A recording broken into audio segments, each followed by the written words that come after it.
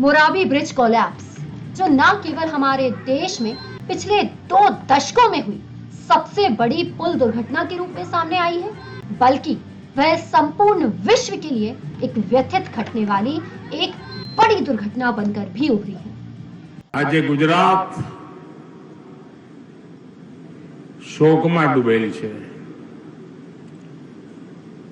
દેશવાસીઓ પણ ખૂબ દુઃખી થયા છે। મોરબીમાં ગઈકાલે સાંજે જે ભયંકર દુર્ઘટના ઘટી, અનેક આપણા સ્વજનોએ નાના નાના ભૂલકાઓએ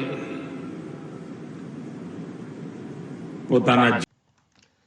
दोस्तों, फिर वो बाइडेन हो या पुतिन, वो पोलैंड के प्रतिनिधि हो या फिर नेपाल के नेता, सभी ने अपने देशों की तरफ से मोराबी ब्रिज दुर्घटना में अपनी सांत्वना को व्यक्त किया है। तो दोस्तों, चलिए जानते हैं कि क्या है ये मोराबी ब्रिज दुर्घटना की पूरी कहानी। मैं हूं अपूर्वा राजपूत और आज मैं आप लोगों को इस दुर्घटना की तह तक ले जाने का पूरा प्रयास करूंगी। तो दोस्तों, आज की इस वीडियो में हम इस दुर्घटना के हर पहलू पर नजर डालने का प्रयास करेंगे। हम जानेंगे इस दुर्घटना की अवस्थिति को, हम जानेंगे कि कहां है मोराबी, कौन सी है वो नदी जिसके ऊपर ये पुल था।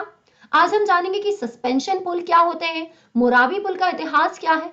आज हम जानेंगे कि इस दुर्घटना के वो कौन कौन से संभावित कारण हो सकते हैं, कौन है इसके लिए जिम्मेदार और इसके लिए हमारी सरकार ने क्या मुआवजा दिया है, और ऐसी दुर्घटनाएं भविष्य में ना हो इसके लिए हमारी सरकार ने कौन से कड़े कदम उठाए हैं। चलिए दोस्तों, शुरू करते हैं इसकी अवस्थिति को जानने से। दोस्तों, मोराबी गुजरात का एक नवनिर्मित जिला है। 15 अगस्त 2013 को ही मोराबी नामक ये नया जिला गुजरात में बनाया गया है। मोराबी नामक ये जिला आपको मच्छू नदी के ऊपर मिलेगा। जी हाँ, सही सुना आपने, मच्छू रिवर। ये जो मच्छू रिवर है ना दोस्तों, ये गुजरात के माडला हिल्स से उद्गमित होती है, ओरिजिनेट होती है।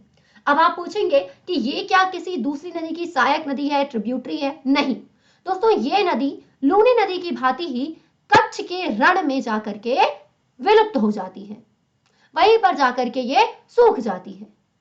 सो आप लोगों के लिए इस मच्छू नदी के बारे में जानना जरूरी है, जिसके ऊपर ये पुल बना हुआ था। इसी के साथ दोस्तों, इस मोराबी जिले के बारे में अब आगे बढ़ते हैं। दोस्तों, इस मोराबी डिस्ट्रिक्ट में इस मच्छू नदी के ऊपर एक पुल बनाया गया था, जिसे झूलतो पुल भी कहा जाता है। इसे मोराबी में बनाया गया था, इसीलिए इसे मोराबी ब्रिज के रूप में पुकारा जाता है। दोस्तों, ये एक तरीके का सस्पेंशन ब्रिज है। अब सस्पेंशन ब्रिज क्या होते हैं?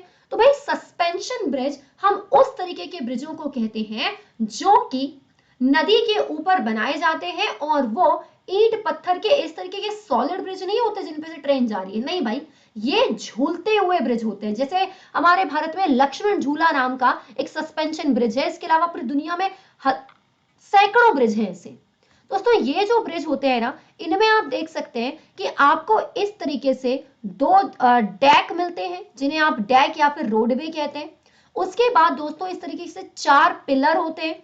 ये जो 4 पिलर होते हैं, इनसे क्या होता है दोस्तों, इन पिलर के पास टावर बने होते हैं, और फिर इन्हीं से हम लोग वायरिंग करते हैं। इनमें हम लोग क्या लगाते हैं? इनमें हम लोग तार लगाते हैं, और इन्हीं तारों के बल पर ये जो ब्रिज है, ये बल को एक मतलब जो फोर्स है, जो वजन है, उसे संभालता है। ऐसा ही कुछ एक्सपर्ट्स बताते हैं कि जो मोराबी का सस्पेंशन ब्रिज था, वहां पर सबसे पहले एक तार टूटा, ये जो बीच में ऐसे तार है ना, उसके बाद एक तार टूटने से बाकी सारे तार टूटे और ब्रिज जो है वो कोलैप्स कर गया।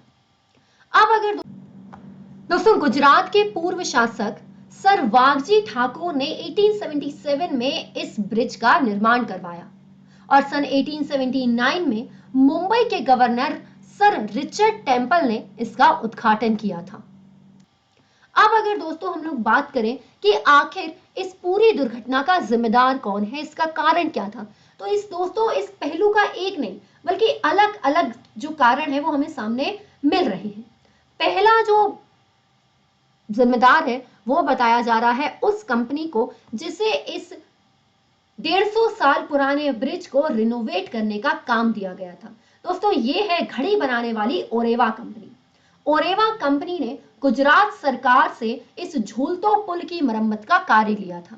दोस्तों हाल ही में हमारी पुलिस ने जो अलग अलग रिपोर्ट्स दी हैं उनके अनुसार हमें यह भी पता चलता है कि ओरेवा कंपनी ने सरकार के सामने शर्त रखी थी कि अगर अगले 15 साल तक इस ब्रिज के मेंटेनेंस का काम इस कंपनी को नहीं मिलता तो फिर वो इस ब्रिज की मरम्मत का काम भी नहीं करेंगे।